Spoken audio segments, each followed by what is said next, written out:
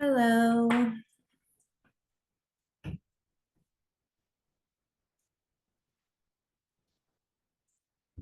You're muted still.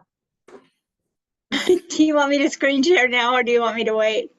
You can do screen sharing's fine. I'm just gonna do a quick intro for you, take attendance, and then let you do your thing. Perfect. I just didn't know if. Yes, the less people see me today, the better. Okay, I am going to. There we go. There we go. I have to look up to see my people, but that's okay.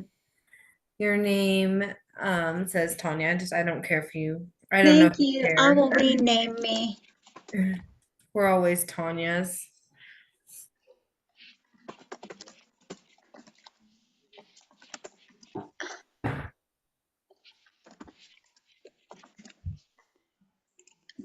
There we go.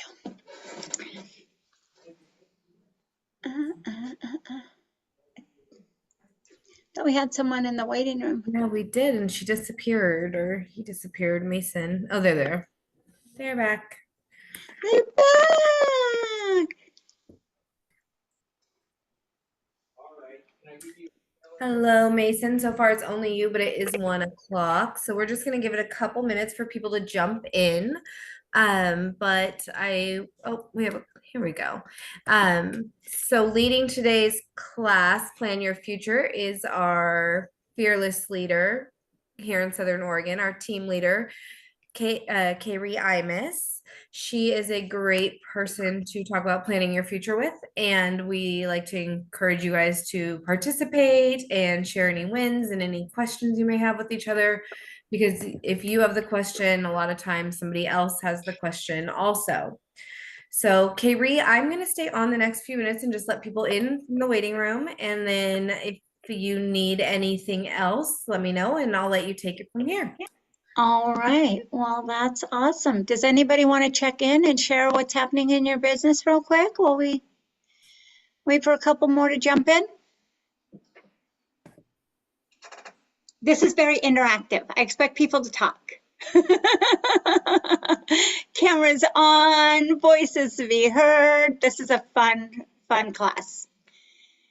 How many of you have been through the Ignite book from chapter 1 on? No? So some of you are kind of jumping in the middle of it, kind of, okay. We'll refer back. This is the last session.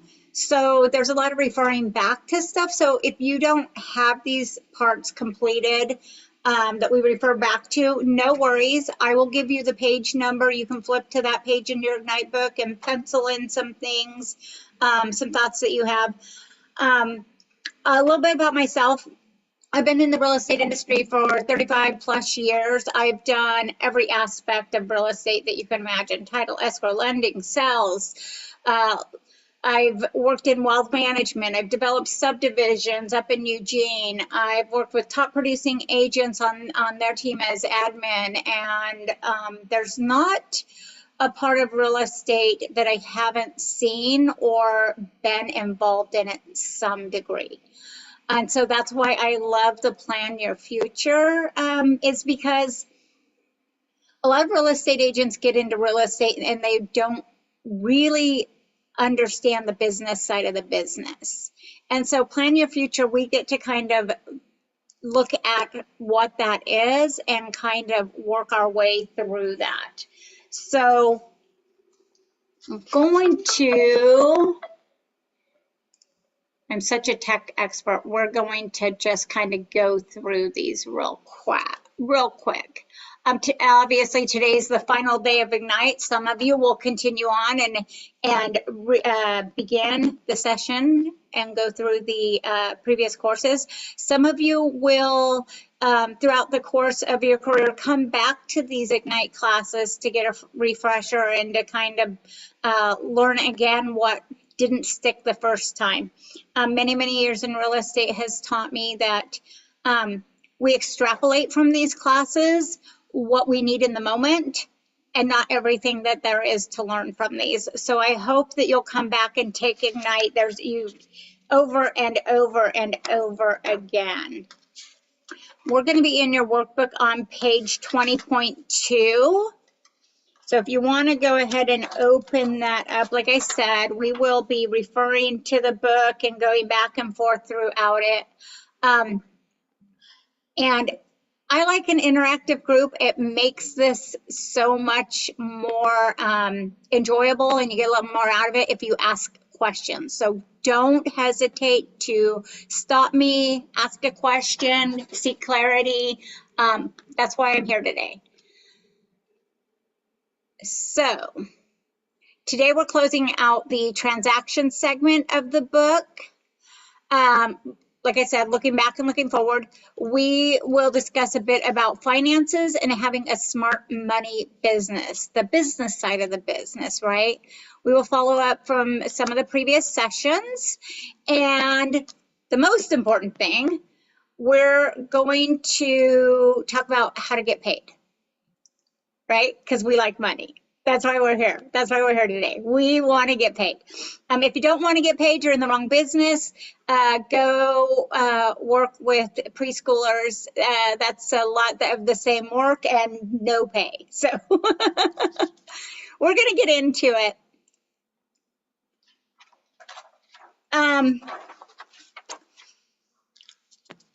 We're going to begin by setting our sights on a big future for ourselves. After that, we're going to talk about the business side of things, but really why we've gotten into real estate is to create a big future. Would someone read the graphic on the screen?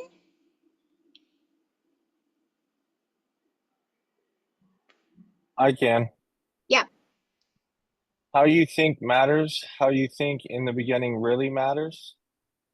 Gary Kelly, millionaire real estate agent.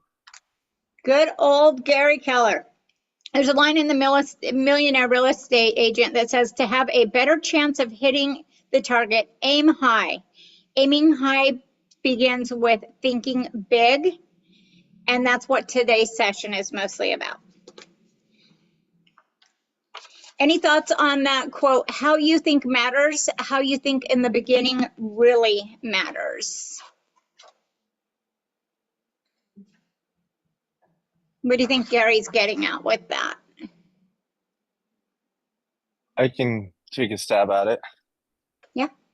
I would say how you think matters. The pointing to the beginning, I think a lot of things when you set out originally, you have to have like a set of values or a set of morals or whatever guidelines you're going to abide by. So really setting up your boundaries or other things like that. Really important. So, you know, every transaction you want to have consistency throughout as you start dealing with new customers, new people throughout the community. So you just want to make sure you build your brand and make sure you're consistent with it, and that in every interaction you have in the community, whether it's with colleagues or maybe just a friend, you have to act, you know, in the same way and kind of have your own set standards for you. And that leads you to further success. I mean, maybe I'm reading too into it, but you know. Read all you want into it. Anybody else have an idea?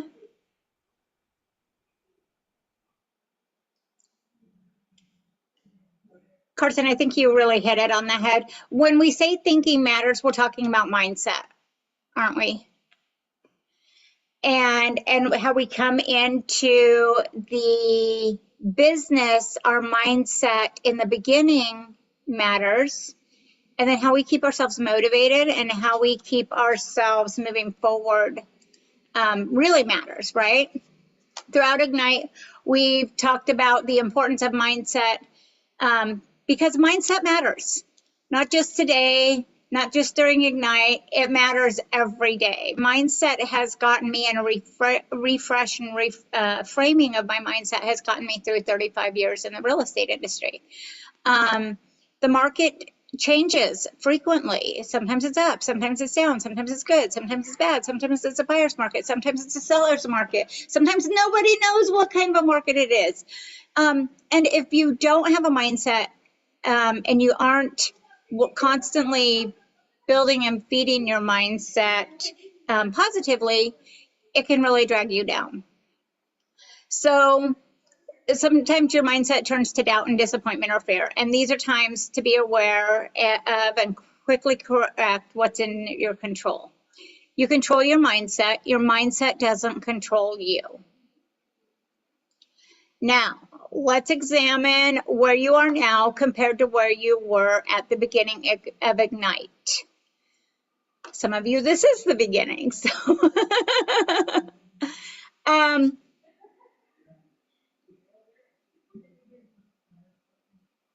take a moment to tune in internally. Where's your head? Where's your mindset? Do you feel aligned with your heart? Are your feet ready to take the actions needed to have a successful business? What are some of the ways you've already adjusted your thinking? On page 20.3 in your participant guide, you will have the opportunity to write some of these down.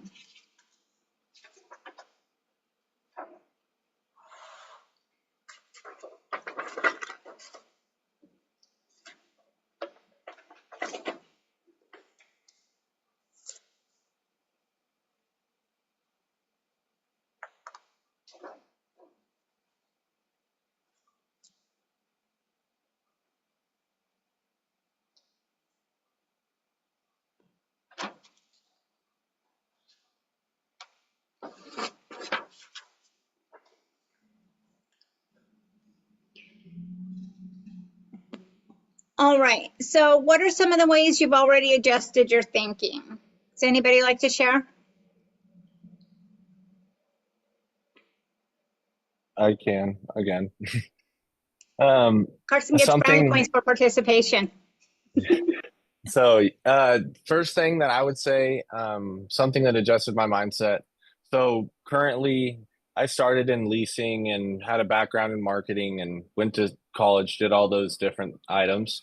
So I have like a decent amount of like not experience because you can always gain more, but I definitely have some background and definitely the college age people, also managing college age people, and then also working directly with college students on like finding housing and all the financial difficulties that come with that. So I think being able to listen to people is really big. A lot of especially in my past experience, a lot of people are, just unclear on how to do things. I've had people that don't know how to write a check and they're also in college. So it's really important to, not just be like, hey, figure it out. Give them the like, teach them how, and then going on in their life, maybe I made a difference. So like those little micro things that you can add to someone adding value is so important. And then also not being afraid of like rejection, definitely in this industry, I think is huge. Going into a room, not knowing people and putting yourself in positions like that on purpose to make your skin crawl a little bit, I think is super important. That's something I've definitely pushed myself, especially now that I'm trying to actually do something with my real estate career. So I love that.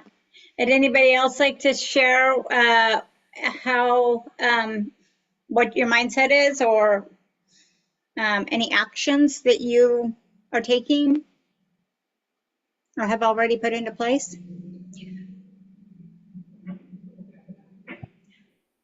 Ray, welcome. We are in the Ignite binder on page 20.3, so you can follow along. I just got home. I was on broker tour. Ah! So I'm running a little behind. But thank you for the heads up. I'll get on page 23 here in a minute. All right, we are talking about mindset right now. Here's some of the things that I think about, right? About mindset that keeps me going after 35 years in this industry is using affirmations, right? Affirmations can quickly change your mindset. Removing limiting thoughts, not always as easy as an affirmation, but the moment you remove a limiting thought, the moment you say, well, if it can be done, I can do it, that just opens the path, right? Setting big goals. When I started in the industry, I didn't know even what a realtor was really, or what they really did. And so I was 18 years old. I was still in high school. And I found people in my circle, in my world, at my brokerage, and I was like, oh, I want to do what they do. They look like they're having fun. They look like they're making money. They're enjoying life. And so I set out with attainable goals to be like that person. Then I set smaller goals. What is it they're doing every day that I can be doing? So setting goals, right? Sharing with an accountability partner. You guys have a great opportunity for accountability partners with your PC coach, with the other people that are in the productivity coaching program, with your ALC members in your market center, your team leader. We are all invested in your success, and what a great people to have on your side to help keep you focused on your goals and what the next right step is towards that. Calling people is good and produces business. So that's another thing that you can do to keep your mindset focused.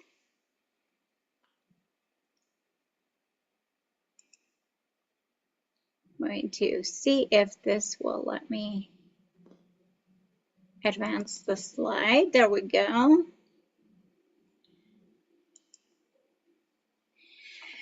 Remember that Keller Williams has a belief system. At the belief system, you might have heard, we call it the Y4C2Ts. Y4C2Ts. And the 6 personal, we have this along with the 6 personal perspectives that help keep your mindset strong and positive.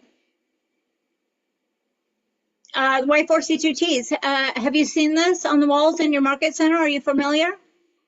Win-win or no deal? Integrity, do the right thing. I think there needs to be an always after that. Customers always come first. Commitment in all things. Very important one as a real estate agent. Communication, seek first to understand, right? Not everybody is out to get you or out to blast you. Even that cranky agent on the other side of the transaction. Seek first to understand. Creativity, ideas before results. It's important. A lot of us have a problem with instant gratification, and we want to see those results right away. And sometimes it takes a path of 2 or 3 or 6 or 14 ideas to get us to those results. Together, teamwork, together, everyone achieves more. Trust starts with honesty. The E is equity, opportunities for all. And the S is success through others, which is something that as you advance your career, you'll find is very important. All of these, so very important. All right, on page 20.4 in your workbook, we're going to revisit the value proposition. So you've checked your mindset. Now let's check back to your original value proposition. Ignite's been running for nearly 4 weeks, and some of you have 4 weeks and some of you don't in your daily success system time, communicating with your contacts. And now what we're going to do is we're going to take a look at the value proposition that was built out in week 1. If you didn't build one out, no worries. In your participation guide on page 4.12, that's where they built out the value proposition. And you can take a peek at that if you haven't done that yet. We're going to just go ahead and take a few minutes to review that and change it if you feel it needs any refreshments. If you haven't been in that chapter yet, don't worry. You can pencil down a few thoughts. But as you look at that, ask yourself about your value proposition. Does my value proposition truly reflect who I am and the value I bring?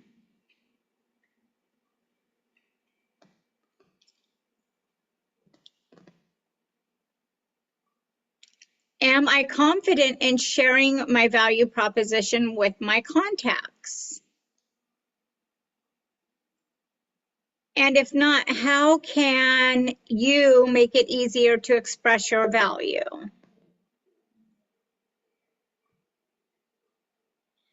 So I'm going to go ahead and give you a few minutes to pencil down some thoughts about what your value proposition might be.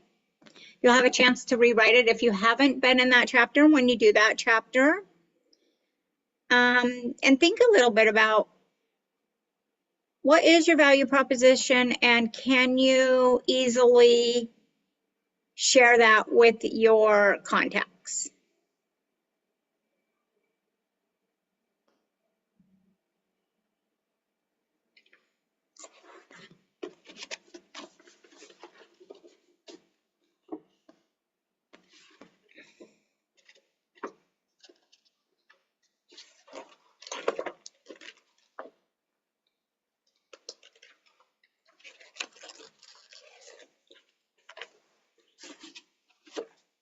Does anybody have a value proposition already? Nope. If you had one, what would it look like?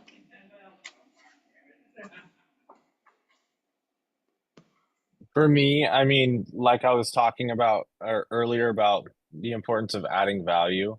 I feel that as a new agent, of course, I don't have the tenure and, the time in the actual industry to talk to, so I can more talk to, what I bring to the table in my past experience, and then also make sure that they understand that I'm here to work for them as hard as I can and make sure the transaction goes through like to the best of my ability. And if I don't know something, I will be clear with them and go find someone that does know it. So that's something I think as a new person to get someone to more trust or lean into that, it's a little bit more difficult. So being honest and open is most important.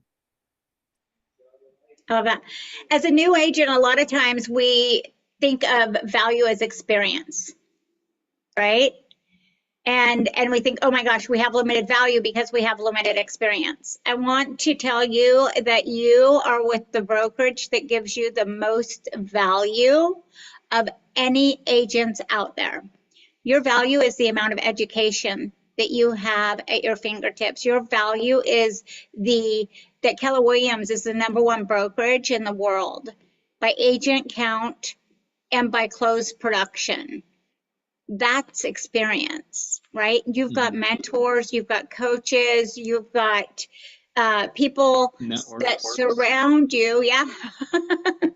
That your value is so much more than how long you've had a real estate license, right? And some of you bring value from other careers into this, right? Mm-hmm.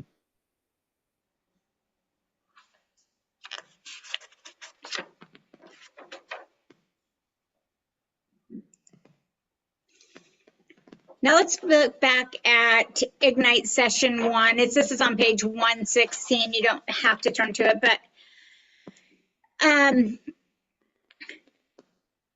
back in session 1, they envisioned each agent's big life. So if you had a vision for your big life and you were in that, we would look back at that. If you didn't, I want you to go ahead and think right now, what is your vision for your big life? I always call it my big, beautiful life. What does my big, beautiful life look like? What is the vision for my future? Having not only time for my family, but also time to invest back into my community. That's I my love big that. vision. I would say for me, I mean, currently what I do for work is very time consuming, and I pour my heart into it and give a lot of energy into it. And it feels like I'm not getting the direct, reaping the direct benefits of that hard work. So it's going to be nice to actually work for myself. And any input I put in or extra effort actually directly reflects in my business success. So Yeah, that's something, yeah, for me. your effort is directly in relationship to your reward, right? Mhm. I love that. In order to have the big, beautiful life that you envision, you must be realistic about your income goals. That's the part we don't like to equate, right? It's like, we want this life, but then we have to like get really serious about what we have to do to afford that, to finance that big life, right? So more than your income, we need to be really specific about your profit goals. You must think big and aim high. And as some of you are figuring out, like, your income is in direct relationship to the effort that you put in, like we talked about, but your income is also not 6% of every closing you get, right? So we're going to look closely at how that, what that looks like and how it affects you. Here's another GK quote. One thing all high achievers have in common is they are working for a big why. The big why is about having purpose, a mission, or a need that in turn gives you focus. We introduced the concept of the big why on day one. Oops, on day one. And we know that it takes some time for each of us to think about and determine a concrete big why for ourselves. I want you to know that your big why may be ever evolving. You will not be the same person you are today in 2 years.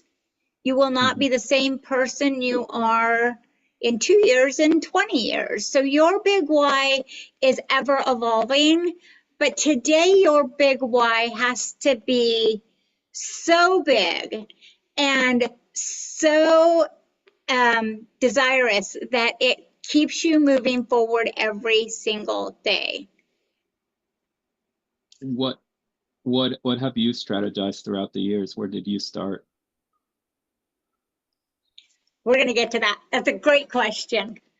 I actually get to share my big why with you and how I got to it.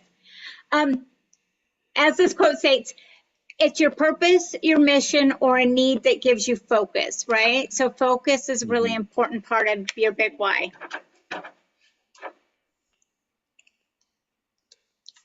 So we're going to dig into a little bit more into your big why. First of all, a big why is big, right?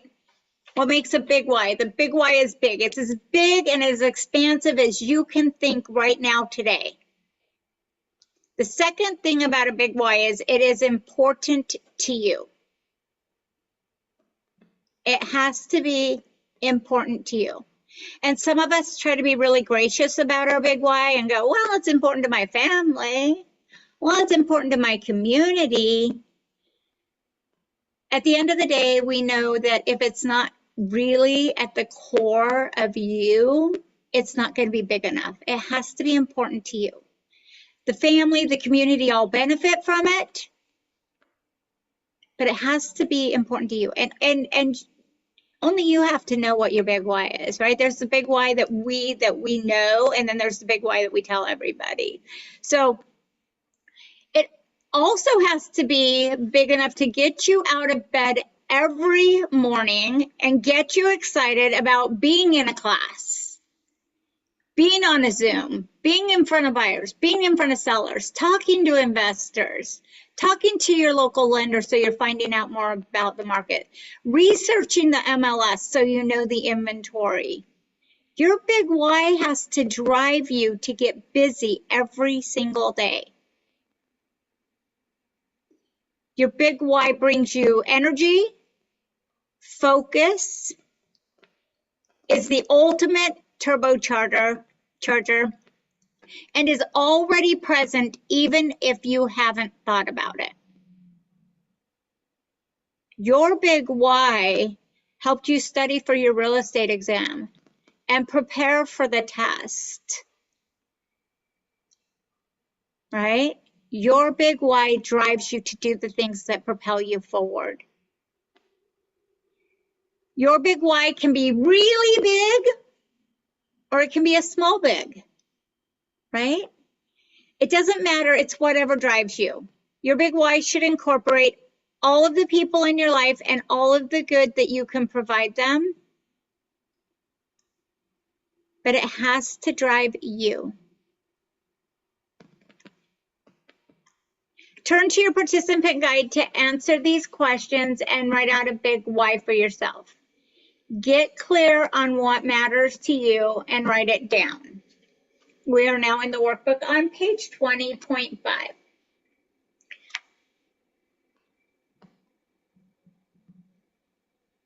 So what topics or causes are most important to you?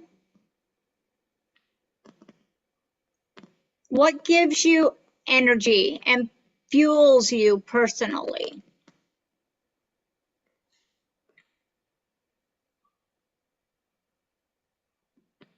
I love this one. What is something you would do even if you were not paid?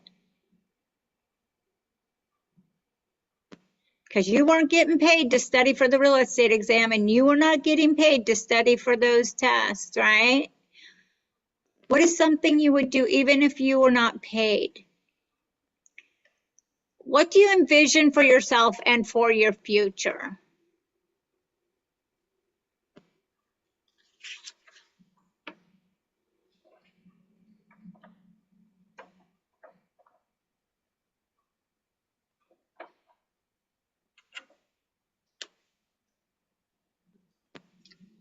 I'm going to give you 4 minutes to work on that.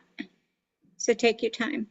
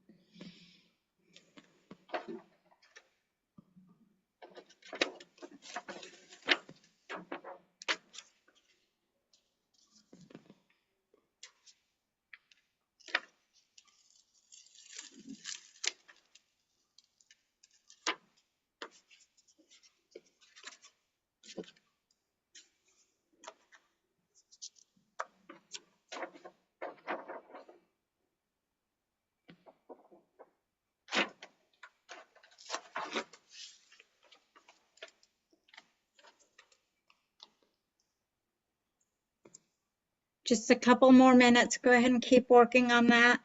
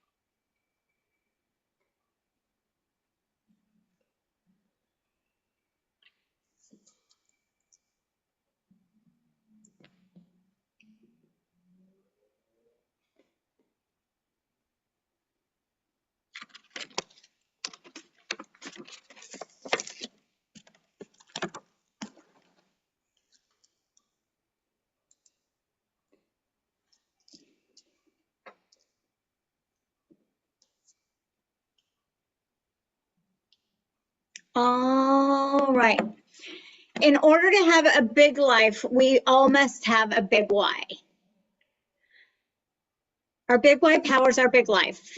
A great aspect of a big why helps you say yes to what's important and no to things that are not a part of your big why, which is really, really the hardest part about being an entrepreneur and running your own business. It's easy to say yes to the things that are not driving you forward. So again, the big why helps you say yes to what's important and no to the things that are not a part of your big why. So here's my big why, and I'll share with y'all how I arrived at it. My big why is to be an impact player, to leave a legacy of wealth and knowledge for my family and all I come in contact with, to participate in and teach wealth building, to create successful agents that far outlast and outperform my accomplishments. And how I arrived at it. Ray, I shared with the rest of the group, I've been doing real estate for 35 years. I started at the front desk of a real estate office, answering phones and looking stamps and putting them on envelopes. This was well before fax machines, internet, or email. We did everything the long, hard way. But what I've always been a student of the industry. And in every aspect and every part of this, I've learned more and more. Being in the lending office, being on the title and escrow side, developing subdivisions. And what I learned most of all is there are so many people that could have that big, beautiful life that just don't know. They just don't know. They just don't understand. They just don't know how to get there. They have a concept of what they want to achieve, but they have no roadmap or path to get there. And so my big why is to be an impact player and to leave that legacy of wealth and knowledge for everybody I come in contact with, right? To bring my family all the things that I grew up as a kid in a middle class, what you would call, you know, the typical family. Very, dad worked, mom was stay-at-home mom, had a lot of brothers and sisters.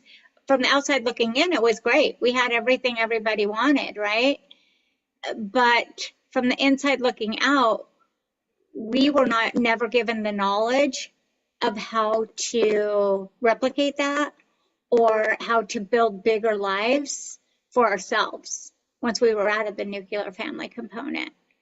And so I've got 3 kiddos, and no matter what they choose in their life or what their life circumstances are, I want them to be able to understand and attain wealth. And then I want them to be like their mom and go out and teach other people how to do it. Because all about money, right? At the end of the day, that's why we're all here, right? And we get further in life. That's the success to others in the Y4C2Ts when we teach other people how to get there. So first we must learn it, and then we must teach it. All right, any ahas that you'd like to share about mindset and your future?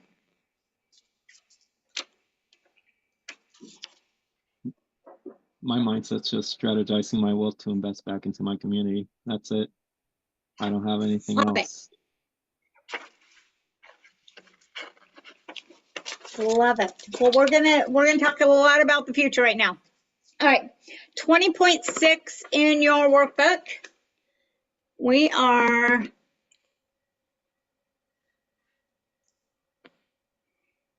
looking at the importance of running a smart money business, right? If we don't know where the money goes, then we are just going to be treading water throughout this. And you'll call me in 2 years and say, I don't even know why I got my real estate license.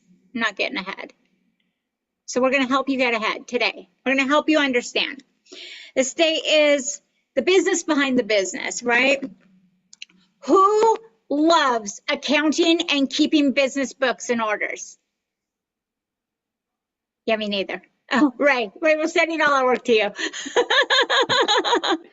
Who loves saving and paying taxes?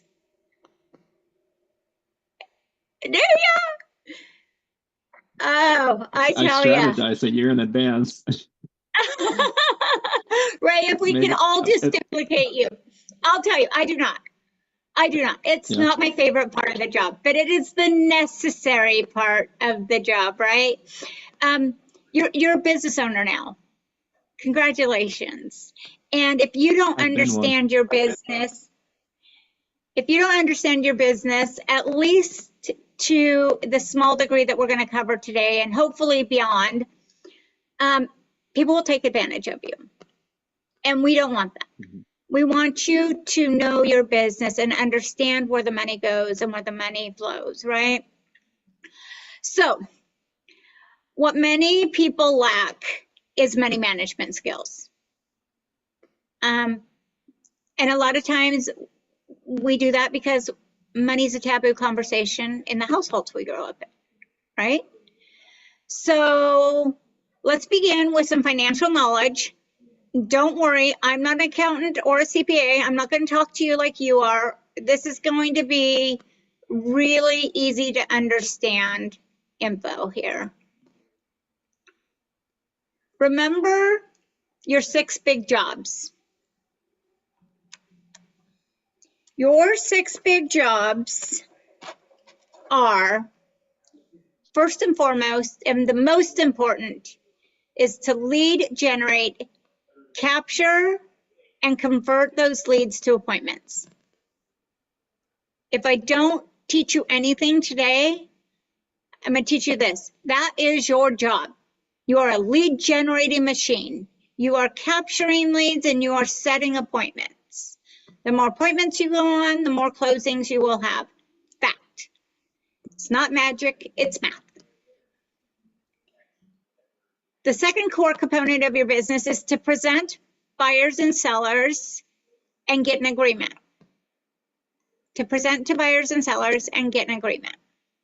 The third component is to show buyers and market sellers. Show buyers homes, market sellers homes.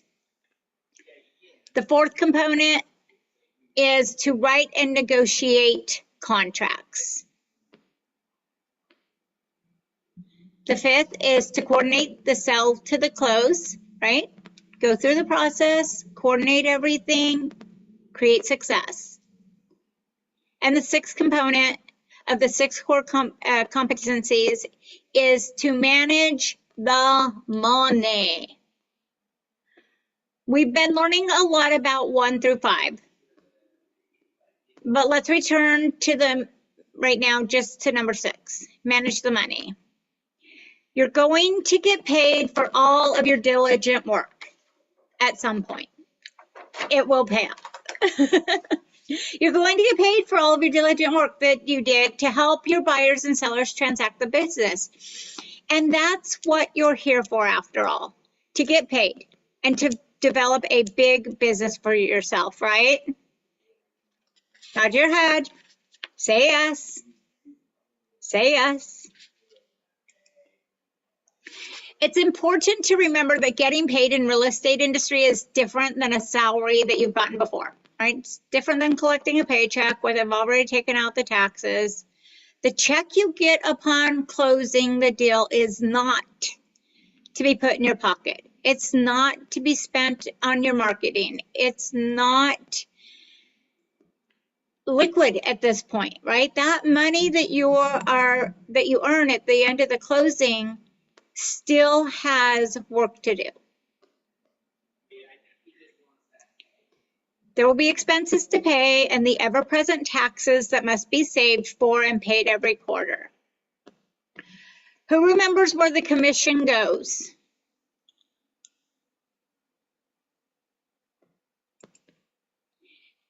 Typically, 50% goes to the co-op agent, right? If you're the listing agent, 50% goes to the co-op agent. It's not necessarily true in today's industry, right? Because we have a buyer rep agreement. So that's, but if you count on that, then you've already set yourself ahead. About a third of that goes to the market center to cover company dollar, franchise royalty, and fees. You can probably bank on that, right? A third of that goes to the brokerage where you hang your real estate license.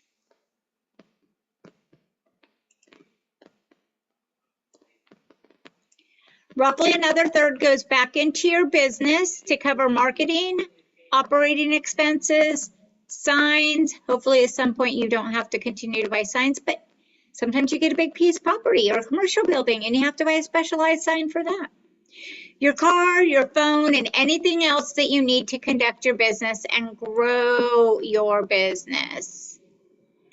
And don't forget, you must save for taxes. Finally, you get your share. That's a lot different than thinking you're getting the full commission, isn't it? It's okay.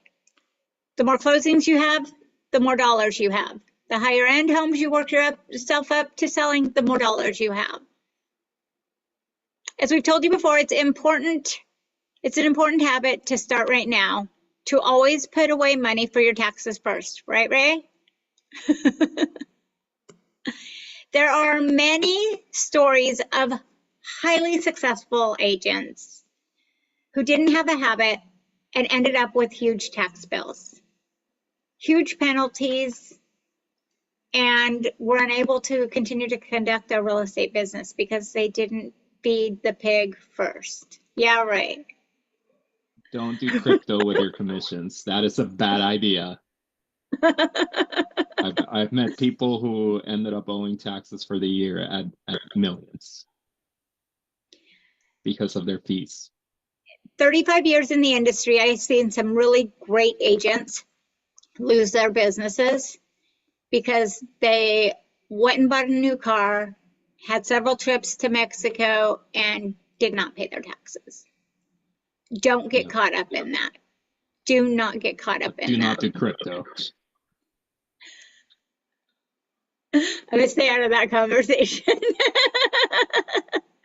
Just know that it can happen to a lot of agents. And this is the great thing about KW is most agents don't get to have this conversation with their leaders when they get their real estate license. Their leaders go, you got a real estate license? Here's a contract, fill in the blanks and go hold an open house. You guys are already getting set ahead of real estate agents who are not with Keller Williams and have not been through this program.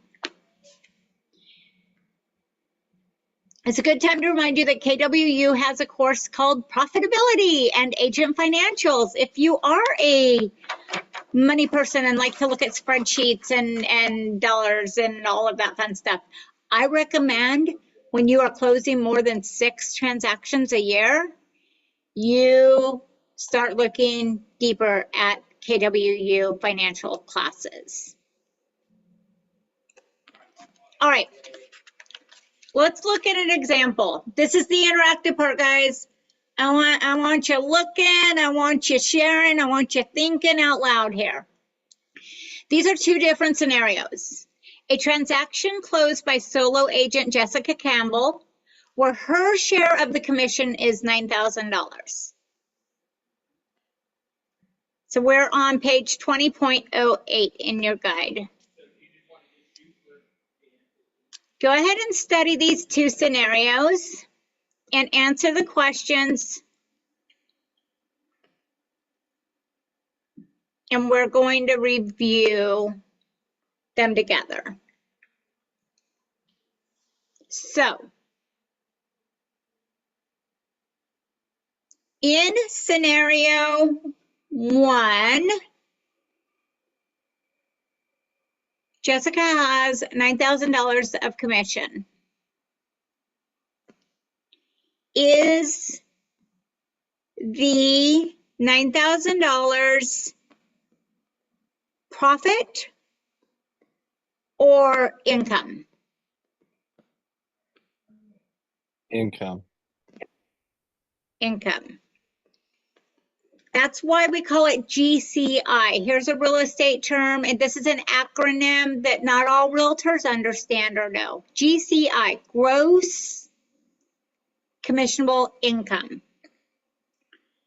Profit is what's left over to grow your business, save for taxes, and fund your personal lifestyle. It's important to know the difference between income and profit. All right. Why is Jessica getting a check for $5,760 for a commission of $9,000? Brokerage fees and other fees like that. Absolutely. The market center fees are deducted before Jessica's check is cut. Mhm. Which scenario? I got a question for you. With Keller Williams, are Sure. we able to have them take out like the monthly fees for the office fee at the same time that we get paid? Is that a possibility? Cover all those fees up Nope. front? We have No, to the keep track of challenge with those? that is there's not a commission check every month, right? So if we're relying on a commission to pay the fees, or if you want to prepay, here's the great news is I have an agent here in Southern Oregon who writes a check every month. She writes a second check halfway through the month, and she stays a month ahead, right? So if there's ever a reason Nice. for her not to, she's always sitting with a credit at the market center for 1 month's fees. But yeah, no. The market center runs on a budget, just like you do, just like we're going to teach you guys how to do it. So we need to see and count on each one of those monthly fees to run our budget, right? That's what keeps the lights on. That's what keeps the paper in the copier for you. And so we run a very tight budget. All right. Which scenario is financially sound?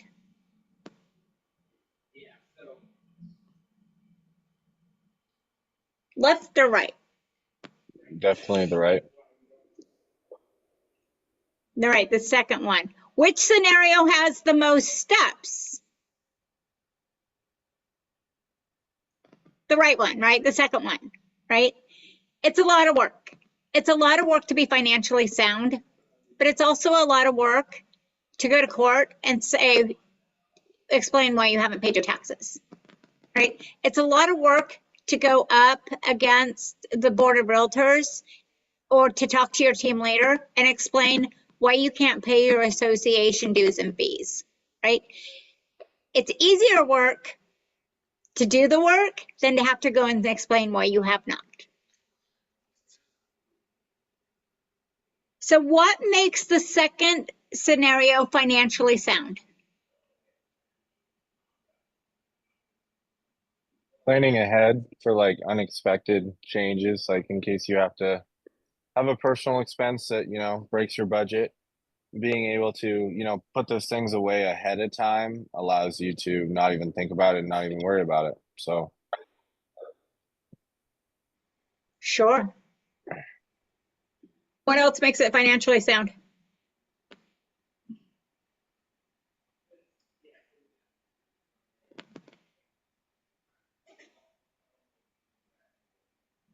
She's saving for her taxes so she can pay them on time. What happens if you don't pay your taxes on time?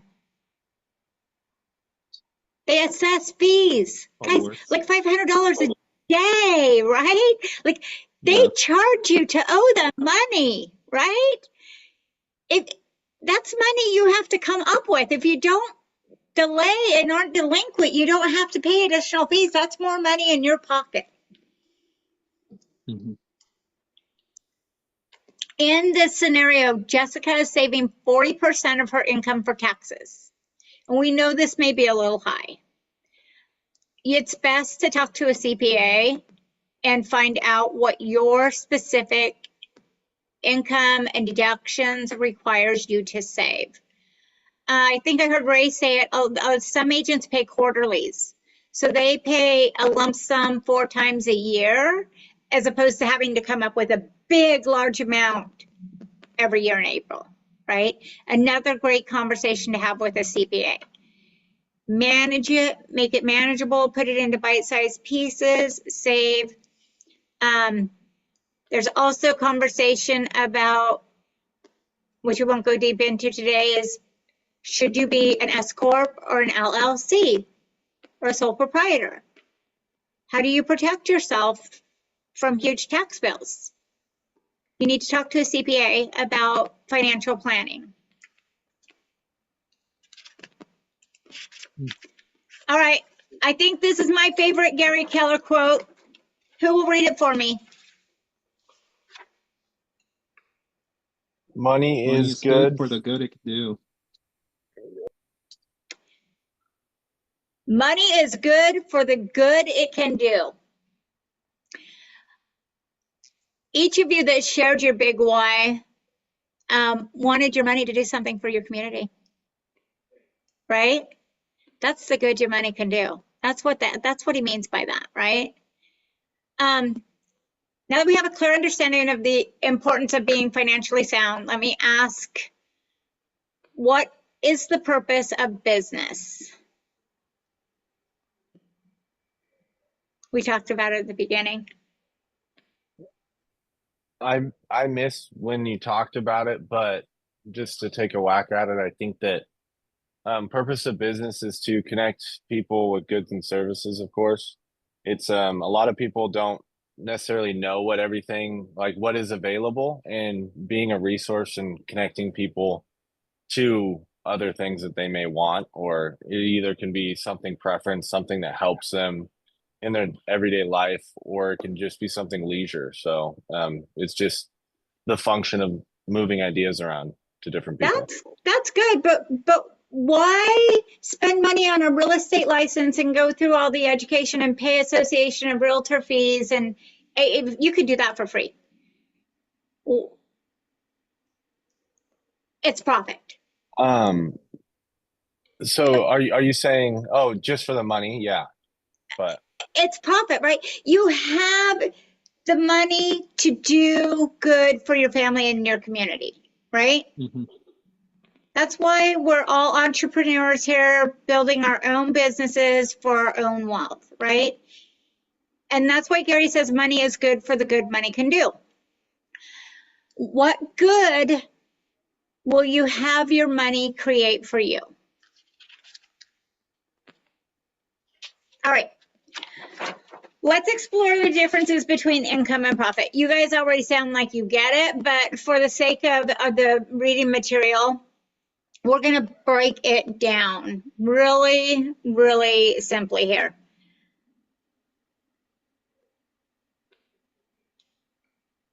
if you've taken an accounting course, you probably know the formula that's commonly used to calculate profit. And if you don't, here's Accounting 101. Income less expenses equals profit. This is also what we call a profit and loss statement. Income, take away expenses, loss, equals profit. So while the formula to calculate profit is important, it's not the model that we use to set and track our profit goals each month.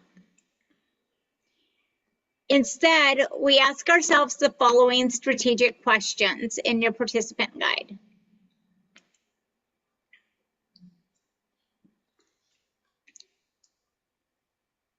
How much money do I intend to have in my bank account at the end of the year? Guys, we're on page 20.9 if you want to write this down. How much money do I intend to have in my bank account at the end of the year? Whew, we're getting close to the end of the year.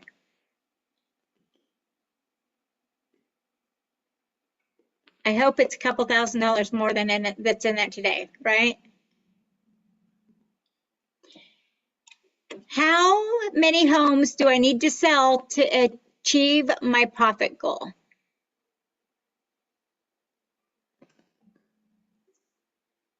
And that might take a little time to sit down and do the actual math on. So go ahead and highlight that one, put a big asterisk on it, and really get granular on what your net commission looks like, so that you know how many homes you need to sell in order to hit that profit goal. And then the last question is, how can I minimize my expenses and maximize my net income?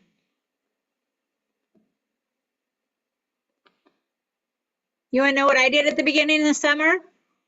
I canceled all of my subscriptions to Netflix and Spotify, and sometimes it's as rudimentary as that, right? To get rid of some unnecessary expenses. I drink my coffee at the market center every morning instead of driving through Starbucks, right? It's not that gross. It's good coffee. All right, thinking of it this way keeps us focused on profit rather than income.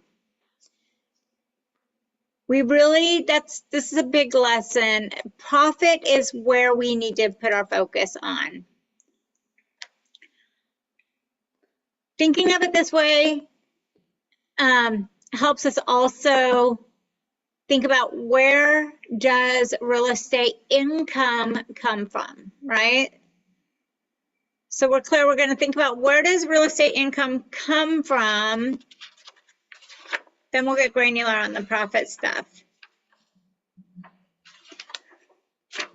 Real estate income comes from listing income, transactions with sellers, sales income, transactions with buyers, and referral income, agents who pay you a portion of commissions due to the referral you gave them. Keller Williams has the biggest referral network in the world. There's a way to tap into referral money, which is pretty much passive money, passive income, by finding referral partners all around the world and then marketing that you know people in other locations, and you can connect them with the best of the best. And lastly, leasing income. This comes from clients who use your services to help them find a property to lease.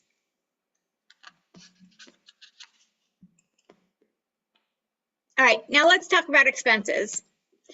This is the part that gets tricky for some people. I think this may be the most important part of this conversation. There are two types of expenses. The first one we call cost of sale, and the other one is an operating expense.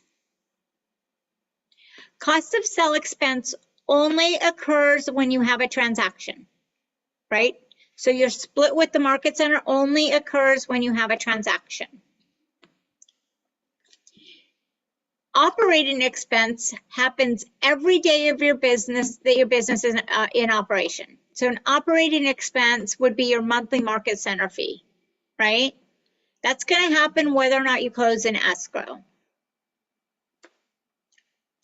It's important to understand the cost of business and the cost of being in business with the market is, it's important to understand the cost of being in business with the market center. Cost of sales are company dollar, royalty, and any referral fees. So that's a cost of sale. That only happens when you have a transaction. If you have employees that you pay every month, that's going to be an operating expense.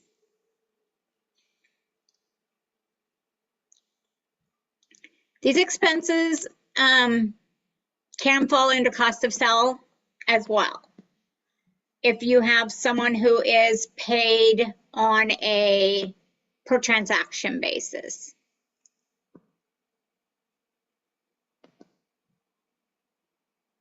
The company dollar the agents pay is determined by market center and will vary by market center. A royalty at Keller Williams is capped at $3,000. This is a rate determined by Keller Williams International. You'll also have operating expenses, the expenses you incur to run your business, whether you're earning anything or not. So we need to save for those, right? Again, just to be clear, when you have no transactions, there are no cost of sale. Sell, cost of sale. However, there are always operating expenses to cover.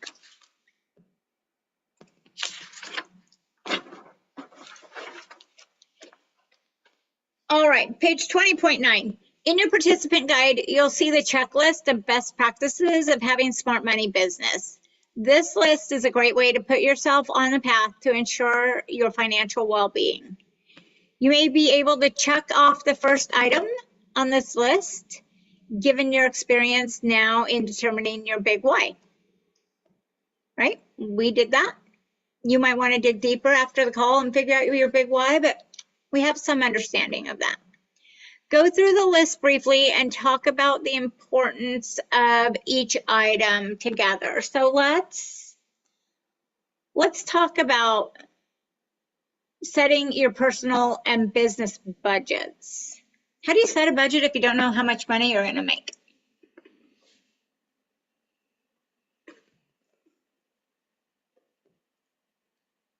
It's not a rhetorical question.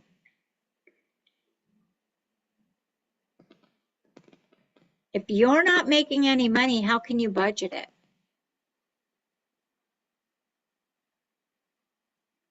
We need to get real about what our expenses are. Right? Always. We need to know where every penny goes. Gary Keller has a thing called playing red light, green light with your bank account. And if you haven't been through that class, I say find it, talk to your PC coach, and play red light, green light with your bank account. Find out where every penny goes. Think about who you know that may be able to help you. For example, an accountant, a CPA, an attorney. If you're not making money, maybe this is a trusted advisor, somebody a mentor in your life.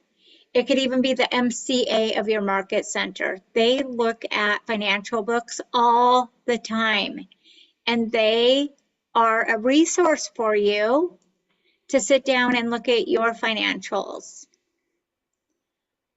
I love having an additional bank account for my taxes. I just put 30% of my income into this bank account. It's even at a different bank than my operating bank account. It's at a credit union. I can't transfer money to or from it. I can only go to the bank and make the deposit, and I have to be at the bank to make a withdrawal. Like, I make it a pain in the butt to take money out of that account. But that helps me suck away that money.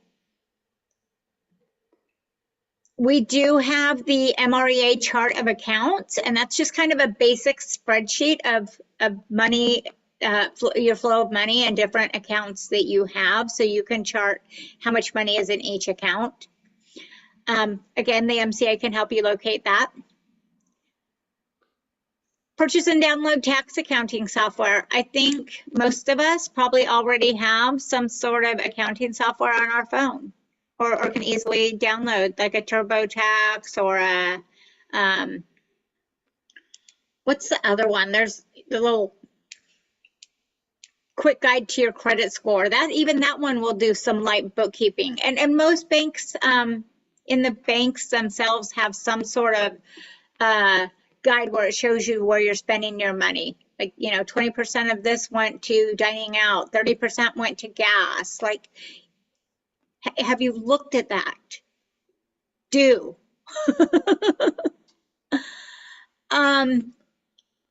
Set dates to calculate and pay your estimated taxes. Again, even if you're not paying quarterlies, pay your tax account quarterly, right? Make sure you've set a goal. Like, in the first quarter, I should have X amount in my tax savings account. And then if you haven't reached that, go ahead and throw some more money into it just to create that buffer. And then prepare for your future. Insurance, savings and investments. Robinhood, you can buy small portions of stocks. And right now the stock market is going bonkers. You can't pick a bad stock. Go put 95 cents on a stock in Robinhood and watch your money grow. And then when it gets bigger, then get more critical about where you're putting it, right? Insurance.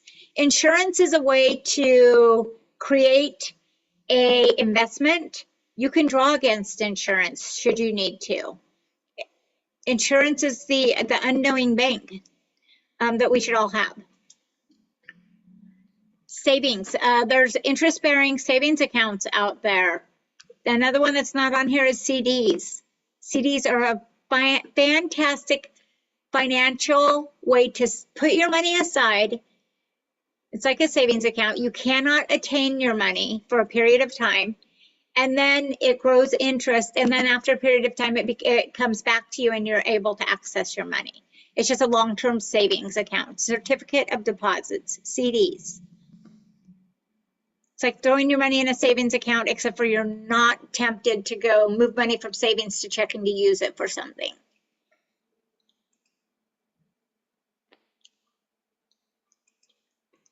All right.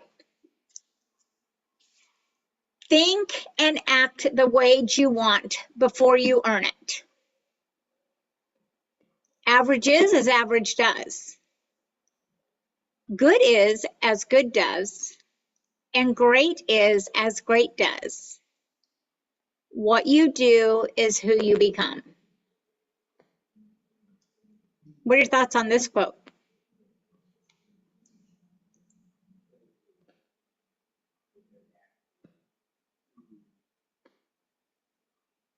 This one either gets you fired up or burns you. Think and act your wage before you earn it.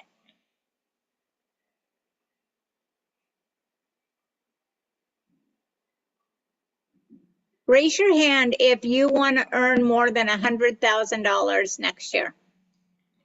I'll make this easy for you. This is an easy to play long game, right? You want to earn more than $100,000 next year. So act like somebody who earns that much money, right? Go play with the players that earn that much money. Get in the rooms with the players that earn that much money. If they don't invite you to the room, go pour water in the room. I love that quote.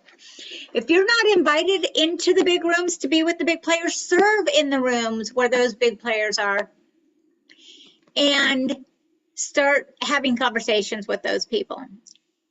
Act it and it will come, right? Fake it till you make it. And I do not know how to put my hand down, so we're all going to sit here with my little hand up.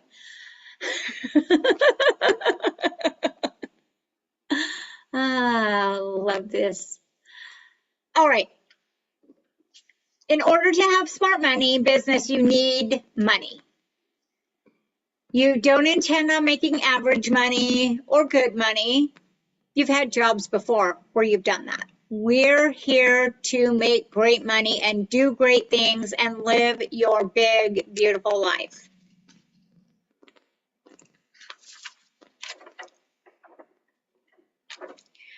We're going to revisit some of the work that they did in session 1. You can refer back to page 1.17 if you want to look at what they did. Otherwise, we are golden on page 20.10. The question is, are you thinking and acting the wage you intend even before you've earned it?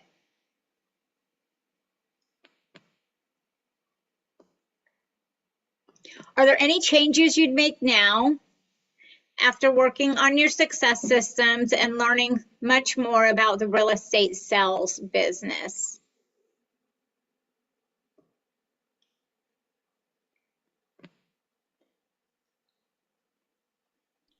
What are things you'll do more of and things you'll do less of? Discuss.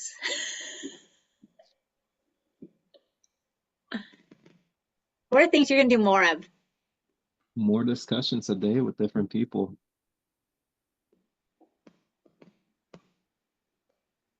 Yeah. You know, I always have known that growing a business is having the ability to network and be able to create different avenues, not just for yourselves, but for others.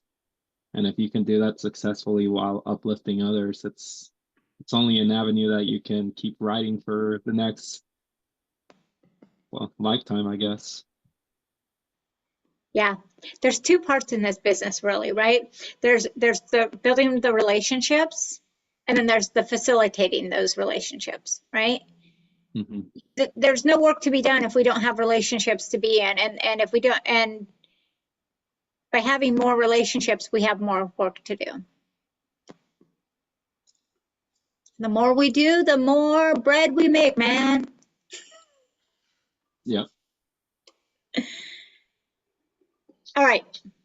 With a quick calculation, who can tell me how many transactions they must complete each month to reach their net income goal? There's a quick on the screen right now if you want to. They say quick. This kind of stuff is not quick for me. 6 to 8. So here's 100,000. Yeah. 6 to 8, is that what you said? Yeah. So if we divide line F by 12 or 11, because if we're going to take 4 weeks off for vacation, right? Mm-hmm. Well, who's having a vacation for 4 weeks? As a real estate agent. You're mobile. You Gary can Keller. go anywhere, right? Must be Gary Keller going for a week for a 4-week hiatus. I love it. The next book we will be reading is The 12-Week Year. I love that. Let's do this. Turn to your participants guide for this session and let's think big. We are on page 2010, according to my notes. Yep. Okay. Whatever you had written for your net income goal on day 1 or today, let's say it was 100,000. Let's increase it. We're gonna create a stretch goal, right? Let's increase it by 50% and make it $150,000. Write that down. And if you had 150, let's make that 200,000. Let's create a stretch goal. Go ahead and recalculate using the estimates for examples B and C.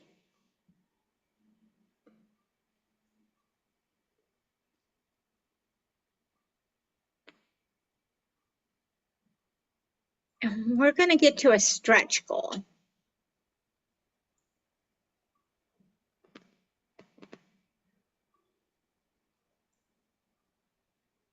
So how many transactions must you complete each month for this stretch goal?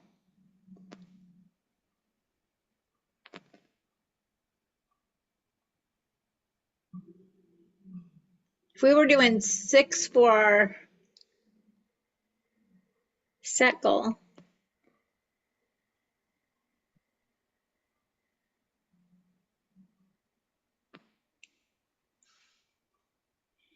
and a stretch goal is supposed to feel like a stretch, right? It's like when we are doing our curls and we can do 20-pound curls and then we go and we grab the 30-pounder. That's a stretch goal. Like, I'm comfortable with 20, but now I'm adding 10. I'm going to stretch.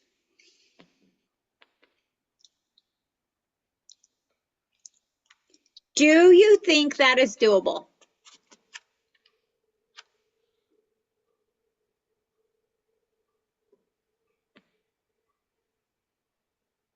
Will you commit to your stretch goal?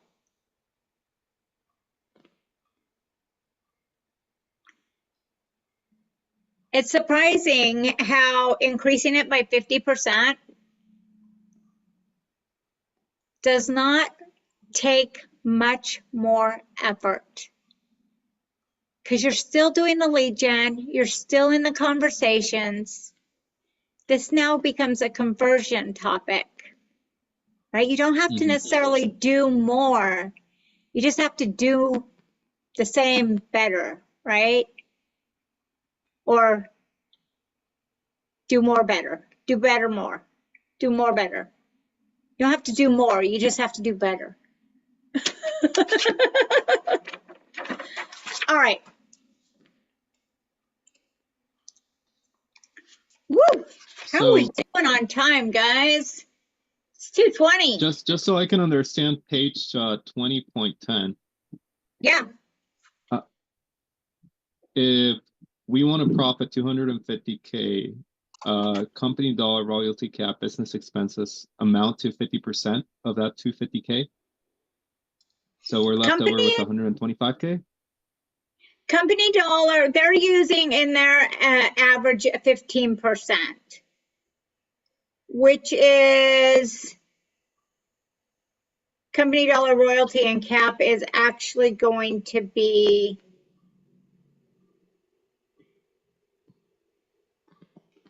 30%.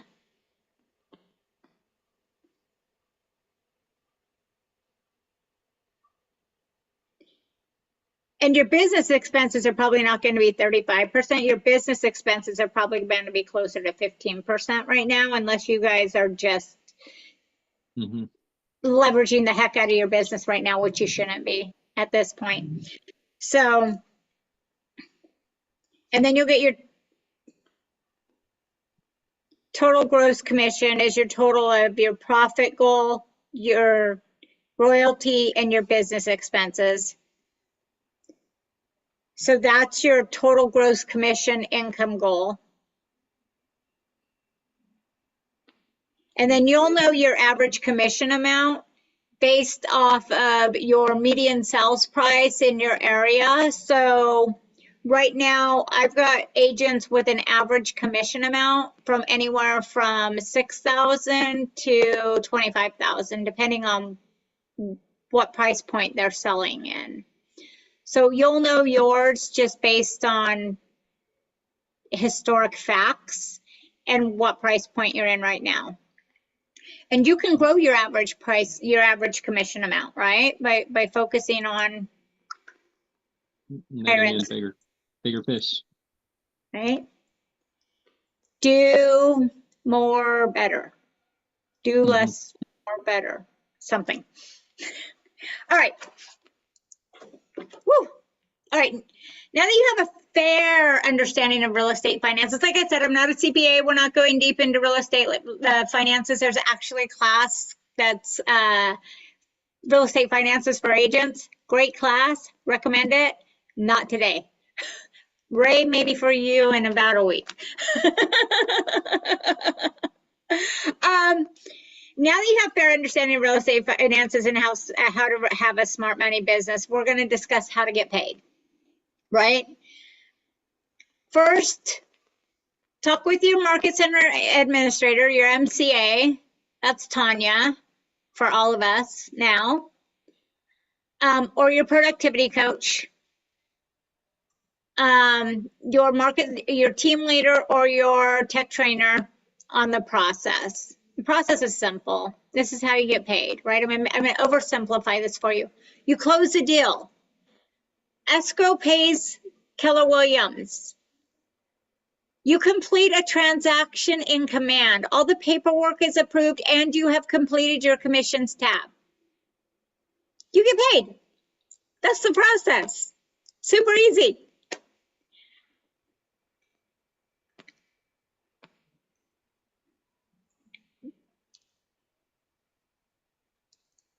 So the process does require you to create an offer and accept an offer through Command and to complete your commissions tabs. If you don't know how to do that, your PC coach can walk you through the process.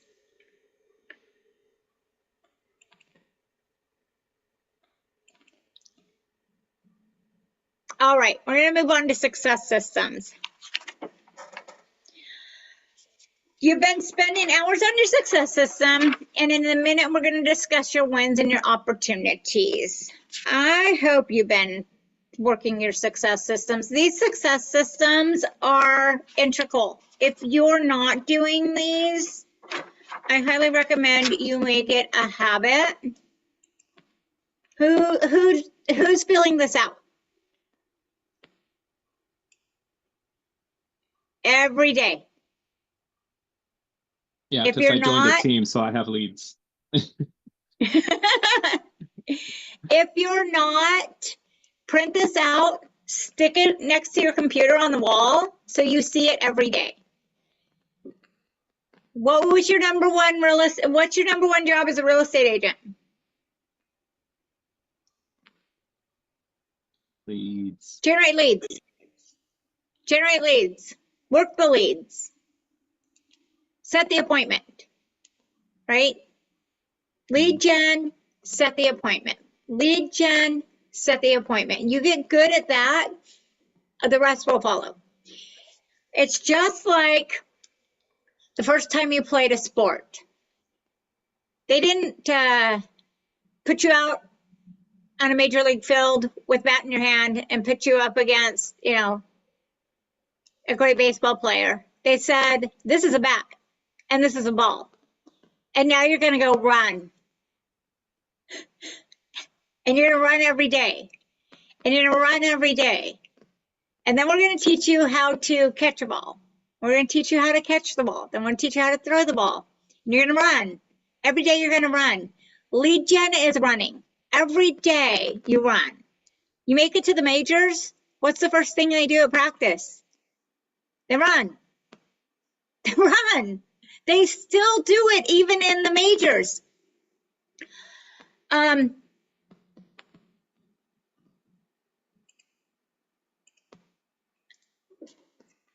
Learning this new process is a process, right? Being an entrepreneur takes work and takes learning. You've learned ways of doing business, and undoubtedly you've had some wins. I hope you've had some wins so far, and things that went well, and opportunities, and you've identified areas that need improvement. This is your opportunity to write down some wins that you've had, and to focus on some areas you have room for growth in. Go ahead and be honest with yourself. I'm not checking.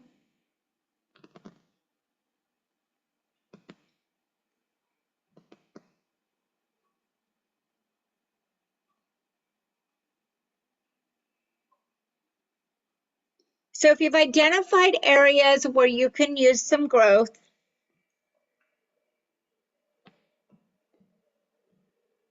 I recommend you take 3 minutes tomorrow and you go find a resource for that. And if you don't know where to go to find a resource, ask your productivity coach or your team leader. Say, I just want to find out more about X, Y, and Z. Because we've got so many resources at our fingertips.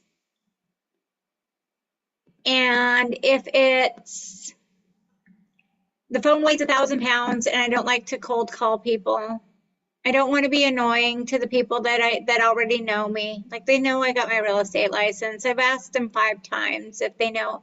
I don't want to be annoying. Whether it's marketing, you want to get better at putting your face out on the socials.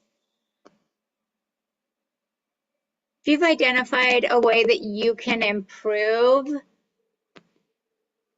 spend 3 minutes today or tomorrow and research that. All right. Accountability is not a dirty word. It's not. I know, we've all made it so it hurts. When we hear the accountability word, it's like somebody's going to get mad at me for not hitting the mark, for not reaching my goal. This is why Gary Keller's quote, "No one succeeds alone," is my most favorite quote. Because you don't know what you don't know. And you're not going to hit the mark if you don't know what you don't know and you don't go ask for guidance, right? That's what accountability is. Accountability is guidance. It's a mentor. It's somebody who knows more about this thing than you do, and they're going to help you get to the next step. That's all accountability is. Accountability is not shame. It's not guilt. Accountability keeps your mindset focused on the positive. It reminds you of your big why. It challenges you and makes you a little uncomfortable at times. And it's one of our 6 personal perspectives, which is to be accountable. So, we talked about some of the different forms accountability shows up. An accountability partner, somebody who's in the PC program with you, somebody who's graduated from the PC coaching program, your PC coach, team leader. Stand-up accountability is phenomenal. Stand-up accountability takes 3 minutes in the hallway. Somebody to ask you what you've done today, what you're going to do. Did you have success yesterday? That's all accountability has to be. You can have a mentor, MAPS coach, or a team leader that holds you accountable.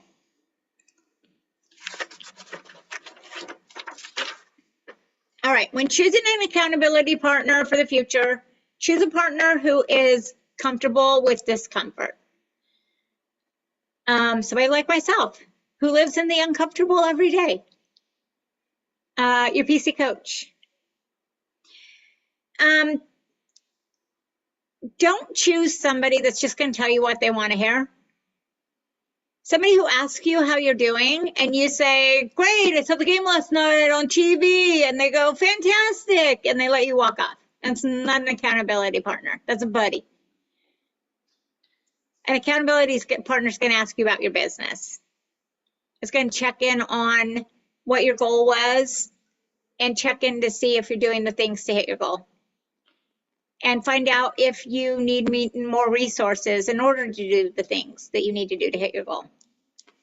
Again, your leadership team at Keller Williams is invested in your success, and we want to make sure you get there.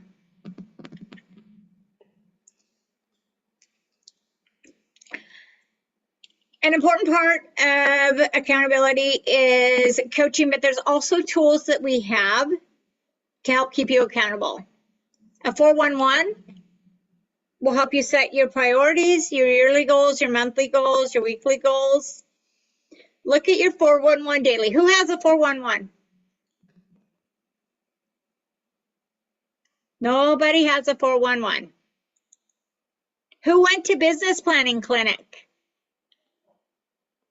Nobody went to business. Oh, yes, 2 people. Yes. Carson, raise your hand. Well, Carson didn't go. All right.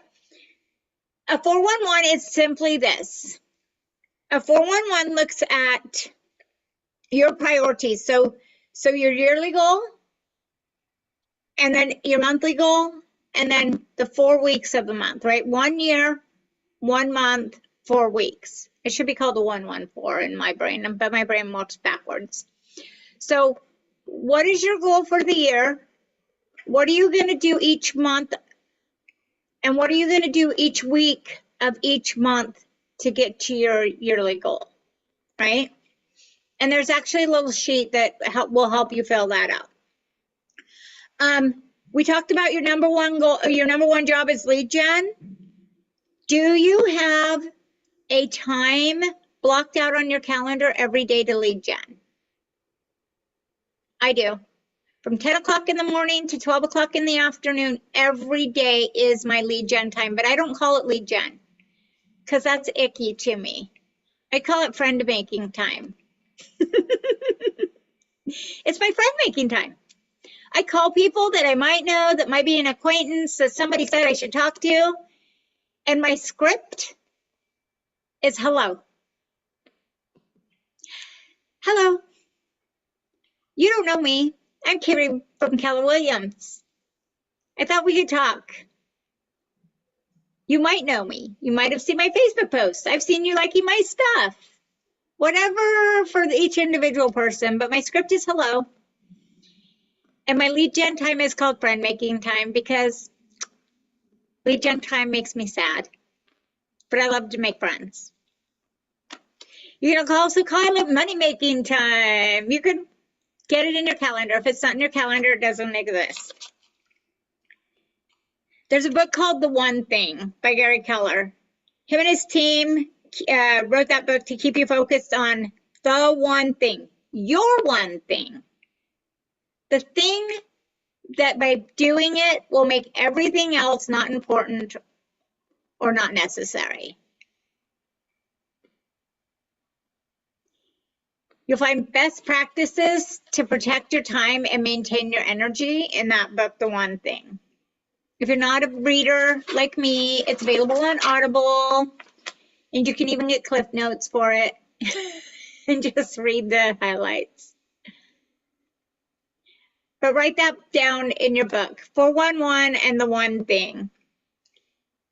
And your homework today is going to be to time block, make friend time in your calendar.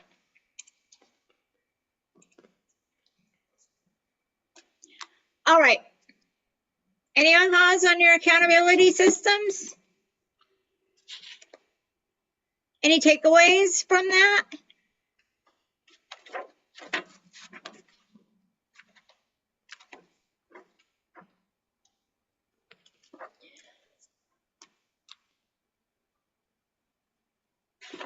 We're going to breeze through the rest of this stuff. The most important stuff is behind us now, the smart money business. But let's talk about what happens after Ignite. I got a trick question for you. Does learning stop after Ignite? It's not very tricky, is it? 35 years in the industry, and I just learned something yesterday. As a matter of fact, I think I just learned something today. I'll have to go back and review my notes and really learn it. But I heard something today that was new to me. Make being learning-based the foundation of your action plan. Learning goes on forever.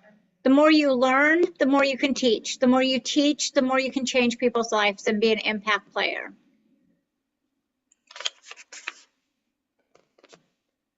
In your participant guide, page 20.13. Am I ahead of myself? I'm ahead of myself. Let me go back to this graph. Learn more about your market pivot. Yeah, I guess it is 20.13. There are many paths to learning, and examples are learning more about your local market, previewing homes, right? As an agent, the top real estate agents know their inventory, right? Just like if I own a minute market, knowing my inventory, what was expiring off the shelf soon, what has been discounted, right? What has a great price on it? The difference between Pepsi and Coke. This is your real estate market is just like that. You've got inventory, so know your inventory. Know the price point or in different neighborhoods. Like the median price point in this neighborhood is this. The median price point in this neighborhood is this. So when somebody asks you for a CMA or what their home's worth, you've already got an idea. This also makes you look like an expert.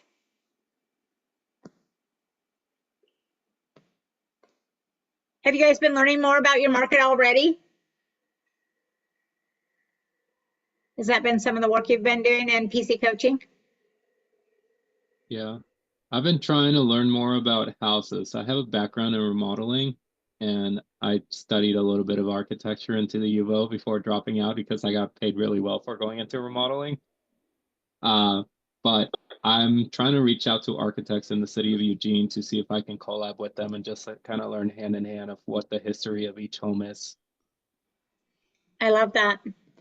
I used to have some good contacts for architects and developers in Eugene, but I called one the other day to come do a class for me, and he reminded me that he was 70 years old, and I'm not 26 anymore. Yeah. Oh, every architect that's over 50, they're just like, that a ruler is the last thing I want to see. Yeah, when we developed Ryan Meadows and Lee Estates and all the subdivisions out there in the River Road area, all those people are old now. I don't know. I didn't get older. All right. You're going to take on that stress. They told me I should get into developing. They're like, you need to do it. I was like, no, I'm teaching people how to be wealthy. Keller Williams.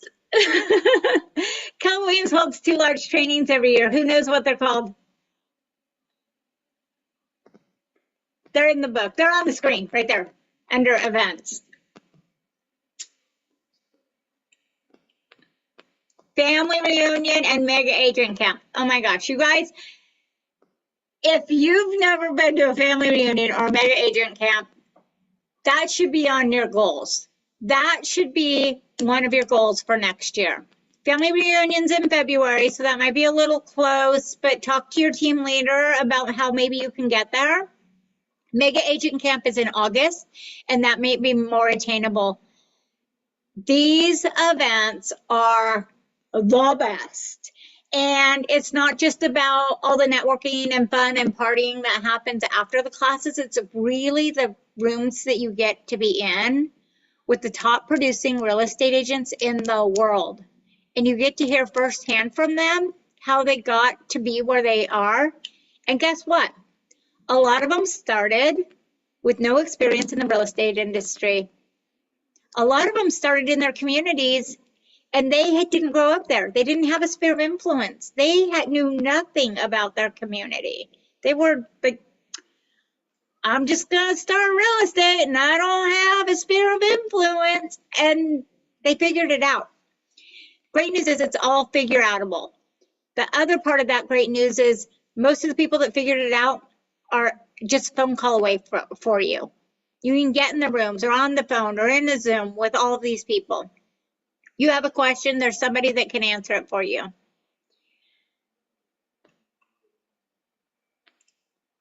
All right. Learning-based courses. These are the courses that, oh, let me back up a second here. I'm pop quiz time for you. Where can you find trainings that are easily accessible for you right now today?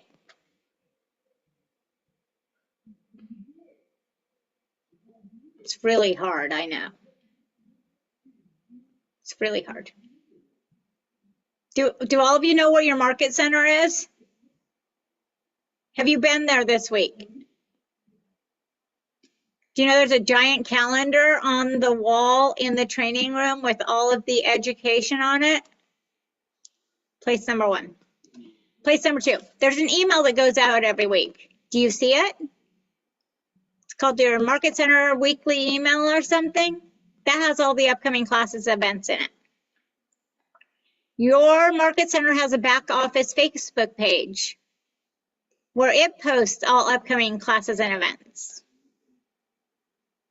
The Market Centers even send out a weekly text message. Hasn't been working for the last couple of weeks, but weekly you even get a text message.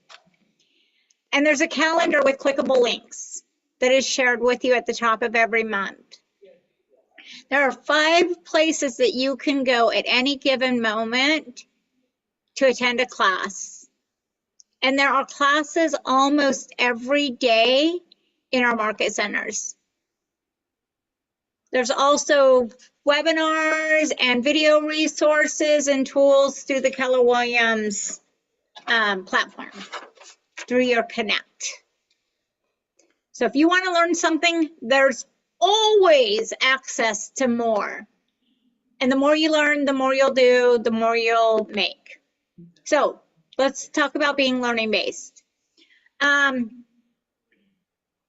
Tap into all that Keller Williams has to offer. You guys, no other brokerage is offering you the ability to learn and grow that Keller Williams is. And I'm not just saying that because I work here. 35 years in the industry. I've been at a few brokerages. I've seen a few things. There are several options beyond what your Market Center offers. We talked about how to find out what the Market Center offers, but there are some courses to consider to help you in your future. These courses are on demand. Some are free, some have a fee. You can check with your PC coach to find out about all of these. But we started with Mindset today. Mindset and accountability classes are the 6 personal perspectives. I say write that one down, highlight it, put a star by it. That is one that you should be in as a newly licensed agent. Bold. Bold comes to our region, so you generally have to travel to it twice a year. So there will be a spring Bold near you. When I attended my first Bold after 30 years in the industry, I went, oh, they should make everybody that gets a real estate license attend a Bold. Like, it is hands down the practices that you will do in your real estate business every day. And it's eye-opening. Write Bold down, circle it, put spring, because there will be a spring Bold, spring, early summer Bold.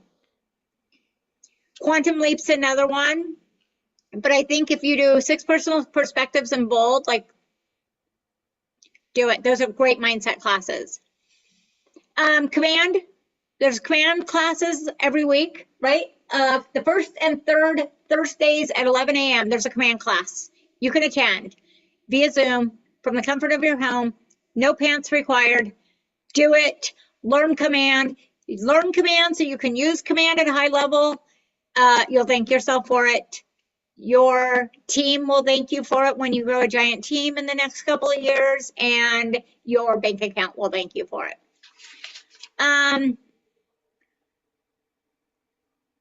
Career visioning is great. I mean, if you're going to hire people, career visioning, lead gen, train the presenter, fun classes, don't really need to worry about those right now.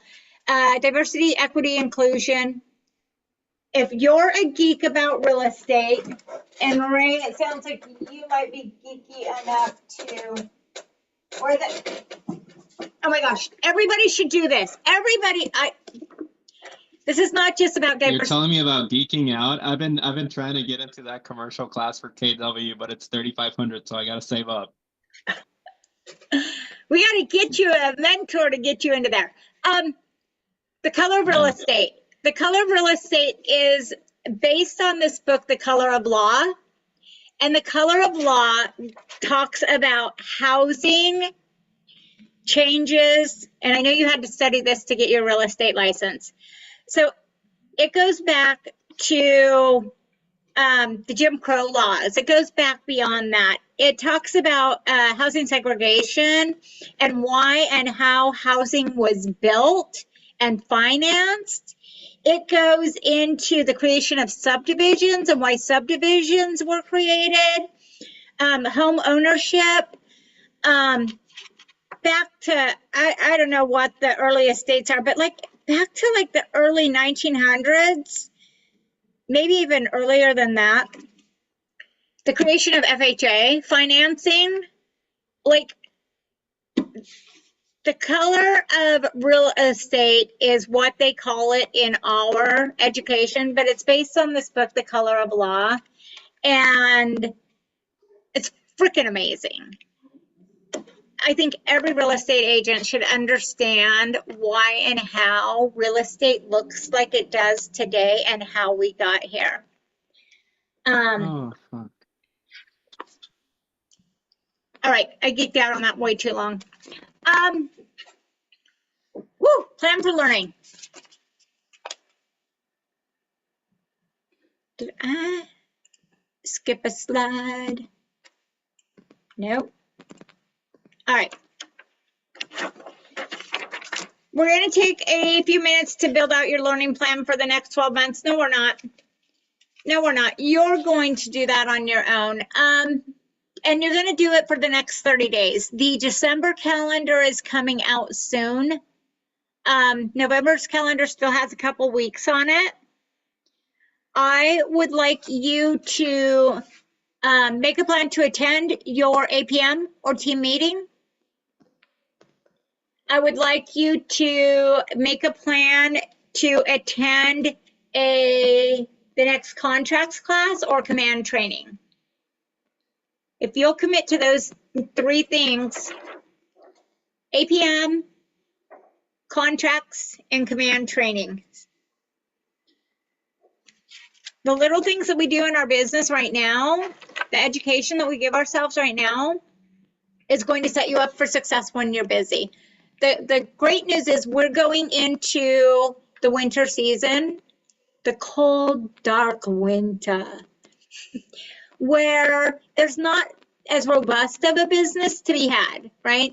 When the spring market opens up, like people get busy, and then we're busy all summer long. November, December, and January in the Pacific Northwest gives us a little bit more time to pour into ourselves and educate ourselves so that come March, April, May, we are educated, we are well-versed, we understand our systems and our programs that we use, and we can use them fluidly, and we're not trying to learn them while we're trying to help buyers and sellers, right? So it's a great time to bone up on that.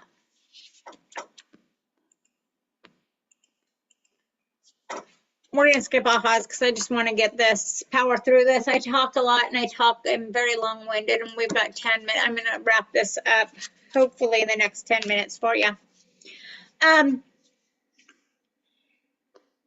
This is not your final day in Ignite because you shared that with me, but this is the final page, the final chapter in your Ignite book. So design your future plan.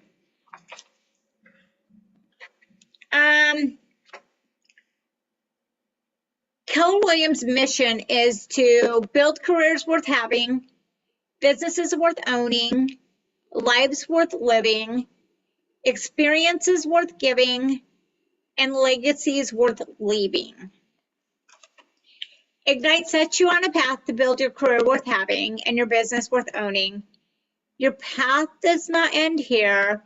You have other destinations on your journey to have a life worth living and experiences worth giving and legacies worth leaving.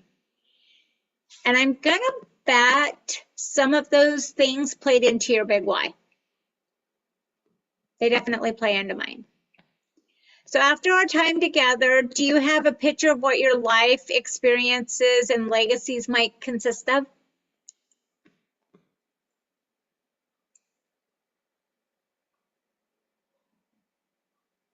I hope so. I talked a lot. I hope you got something out of that.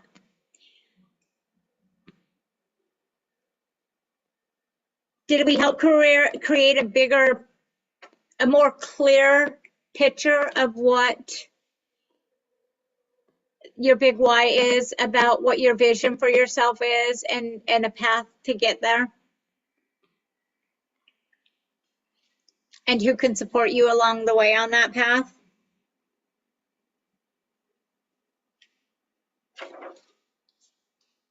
All right, we got one more exercise. We're going to bust through it. Before our final exercise, I'm going to read this quote from The Shift, because it speaks to the truth about success in this business. In order to achieve your life worth living, and your experiences worth giving, and your legacies worth living, you must get real about the situation and get right about what you're doing. Bring a greater sense of clarity and priority and focus to your work.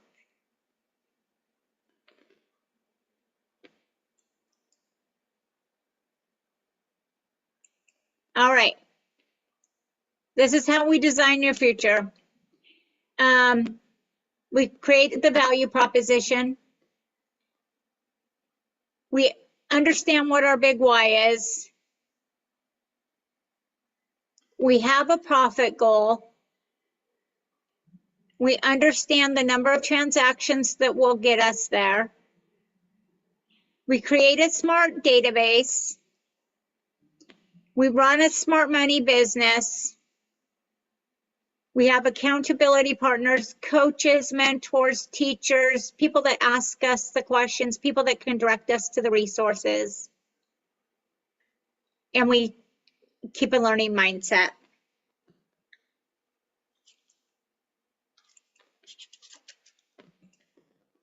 All right, guys, I am going to give you back 6 minutes. Are there any ahas or anything for the good of the order, any questions that you have for me about Success Systems? I have some thoughts on today's class. Yeah. Yeah, I joined Keller Williams almost 6 weeks ago. Okay. So I missed the first 1/3, almost half of this Ignite and PC coaching classes so far. Good. You can So start it next January. Yeah, and today's presentation is the one I really wanted to learn from the beginning. So Yeah. all these kind of things was not in my head so far. So yeah, sometimes it was really hard to bring this kind of general, initial, basic questions to my coach one by one. Every Yeah. time I have this kind of really big but detailed questions. So yeah, but what I've done so far is just jump in and just do what I can do so far. Yeah, so yeah, thank you for today's class. It was very helpful for me to understand the big picture of how this industry and how these classes and brokerages can help my career and work with me.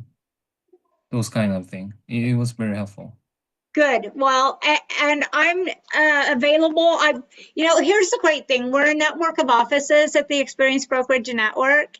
And I'm always available for a phone call or to help give direction. Your PC coach is there to help give direction. And you're right. Sometimes we just don't think about things until we get into these conversations with each other. Sometimes it's like, I want to know this, but we just haven't got there on that path yet. I think this class, part of the reason why I teach this class is I think this is the most important one of all of the Ignite classes, because if you don't understand this, if you don't understand where the money goes, if you don't understand that your job is to lead generate first and foremost, and you don't make time for that, if you don't understand that building relationships and taking care of those relationships is what gets you to earns you the right to have more relationships, and more relationships earns you the right to close more deals, then all the rest of it doesn't really matter. So I'm glad you were here on this class today. I teach this class I had another appointment scheduled today and I called them and I said, nope, I'm teaching my Ignite class and I'm going to teach it every year because I think this one is so important. And like I said, Bold is probably the next. I would finish Ignite. The first quarter of the year they'll go through the whole book of Ignite. I would do that. And that's Q1. And then Q2, I believe they start in January. Q2 will be when Bold is held, during Q2 of the year. So plan on those. Plan on those. If you need any additional help, what market center are you in? KWSC, Sunset Corridor. SC. Awesome. Yeah, you've got great resources up there with Jen and Katie and Jordan. And Leslie just moved into your market center. Leslie is setting up her office today. She's back in SC. So right there, she's the resource. Like if you need additional book to read, class to attend, check in with her. She's amazing. Oh, Mason, what market center are you in? I'm in Sunset Corridor as well. Yes. So where are you guys, both in Hillsborough area or I'm in Beaverton. are you below? You're in Beaverton? I'm on the border between Portland and Beaverton. Okay. Okay. Nice area. I keep sending my kids, I have grown-up kids down here in Southern Oregon, and they keep moving in your direction. They're like, we're moving to Beaverton. I'm like, we love it up there. And then they're in tiny little apartment complex with 1,000 units. And I'm like,